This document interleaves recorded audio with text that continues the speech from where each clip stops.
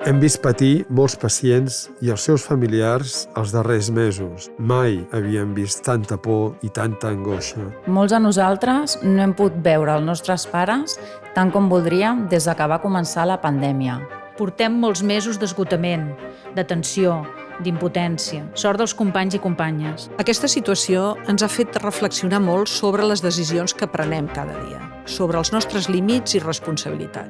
El neguit no acaba en finalitzar la jornada laboral. Tot i les mesures de protecció que prenem, la incertesa de contagiar els éssers estimats sempre és present. Molts cops ens enfadem al veure conductes irresponsables pel carrer, però sé que la majoria ho estem fent bé. Moltes persones ho estan passant malament perquè han perdut la seva feina o bé estem patint pel nostre negoci. Tots trobem a faltar moltes coses, que ara valorem més, com sortir amb els amics, com abraçar-nos. Si algú ha demostrat capacitat de sacrifici aquests mesos, ha estat la gent gran. És admirable com han resistit l'aïllament i la soledat. Els infants ens han donat una lliçó. S'han adaptat a les circumstàncies millor que els adults. Tot el que hem viscut ens ha de servir per aprendre unes quantes lliçons. Per exemple, que cal destinar més recursos al nostre sistema de salut.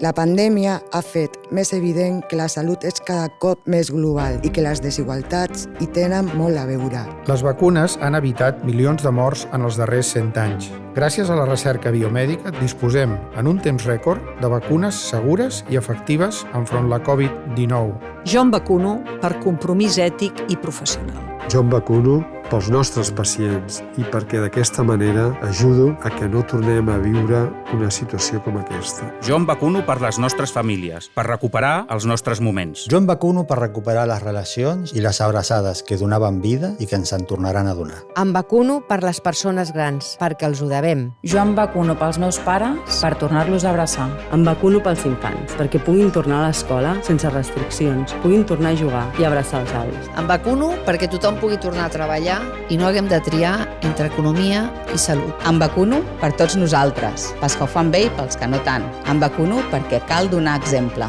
Jo em vacuno pels meus companys, perquè sense el seu suport tot hauria estat encara més difícil. Jo em vacuno per lluitar per un sistema sanitari i una salut pública més forts. Jo em vacuno perquè el dret a la salut ha de ser un dret per tothom. Jo em vacuno perquè confio en la ciència, perquè confio en les vacunes.